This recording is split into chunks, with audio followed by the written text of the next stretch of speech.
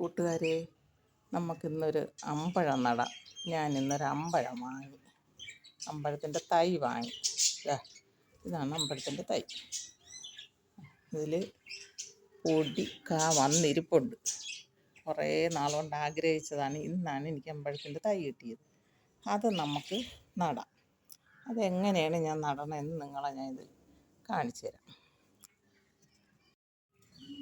നടാൻ വേണ്ടിയിട്ട് ഞാനൊരു ബേസിനാണ് എടുത്തത്. വലിയ ബേസിനാണ് അത്.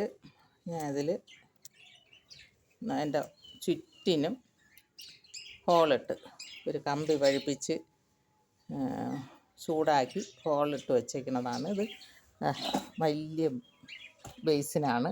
അതിന് വേണ്ടിയിട്ടാണ് ഞാൻ ഉപയോഗിച്ചിട്ടിരുന്ന ബേസിനാണ്. ഇതണ്ട, ഒരു ഉളിയാണ് പഴിപ്പിച്ച് ചുറ്റിന് ഹോളിട്ട് എടുത്ത് വച്ചേക്കുകയാണ്.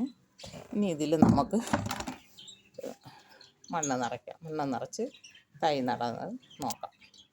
ഇനി നമുക്ക് മണ്ണൊരുക്കാം. മണ്ണ് വെട്ടിക്കൂട്ടി ഇട്ടേക്കുകയാണ്.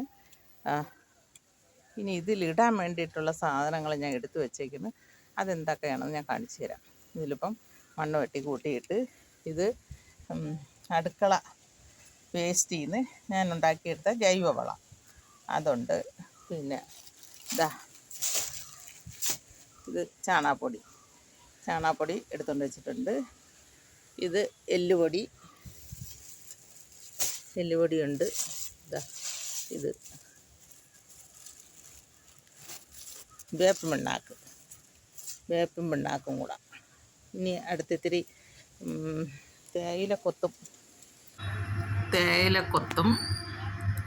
ഉള്ളിത്തോല്, മുട്ടത്തോട് എല്ലാം കൂടെ മിക്സ് ചെയ്താണ് ഇട്ടേക്കുന്നത്. ഇത് ഒരു ഹോട്ടലിൽ നിന്ന് എടുക്കുന്നതാണ്. അവരെനിക്ക് എല്ലാം കൂടെ വാരി വെച്ചിരുന്ന് തരും. ഉള്ളിത്തോലും ഒരു ദൂരെ കളയാൻ വെച്ചിരിക്കുന്നതാണ്. നമ്മൾ വല്ല പൈസ കൊടുക്കുമ്പം കിട്ടും. അതെല്ലാം കൂടെയാണ് ഞാൻ ഇത് മിക്സ് ചെയ്തിട്ടേക്കുന്നത്. ഇതും കൂടി നമ്മൾ വളത്തിൽ കൂടെ മിക്സ് ചെയ്യും. എല്ലാം കൂടെയാണ് ഇനി മിക്സ് ചെയ്തെടുക്കണത്. ഇനി എല്ലാ വളവും കൂടെ മിക്സ് ചെയ്തതിന് നമുക്ക് ഈ നമ്മളെ ബേസിനിൽ മണ്ണ് നിറയ്ക്കാം. ബേസിനിലെല്ലാം കൂടെ മണ്ണ് കുറച്ച് വാരിയിട്ട് എന്നിട്ട് നമ്മൾ അമ്പഴത്തിൻ്റെ തൈ കവറിൽ നിന്ന് എടുക്കാം. ഇങ്ങനെ എടുക്കുമ്പോൾ നമുക്ക് കവർ കീറാതിരിക്കും. അത് വല്ലതും നടാൻ പറ്റും. ഇങ്ങനെ ഇളക്കി എടുത്തിട്ട് ഇനി നമുക്ക് ബേസിനിൽ വയ്ക്കാം. അതുപോലെ വെച്ചിട്ട് ഇനി ചുറ്റിനും മണ്ണിട്ട് കൊടുക്കാം. എൻ്റെ ഈ വീഡിയോ എല്ലാവർക്കും ഇഷ്ടമായെങ്കിൽ ലൈക്ക് ചെയ്യണം, ഷെയർ ചെയ്യണം, സബ്സ്ക്രൈബ് ചെയ്യണം, എന്നെ പ്രോത്സാഹിപ്പിക്കണം. അങ്ങനെ ഇതിൻ്റെ ചുറ്റിനും നമുക്ക് ഇതുപോലെ നമ്മൾ പോട്ടി മിക്സ് എല്ലാം കൂടെ റെഡിയാക്കിയ മണ്ണ് നമുക്ക് ഇട്ട് കൊടുക്കാം. തണലത്താണ് വെച്ചേക്കണത്. 2-3 ദിവസം തണലത്ത് തന്നെ ഇരുന്നിട്ട് പിന്നെ വെയിലത്തോട്ട് വെച്ചാൽ മതി.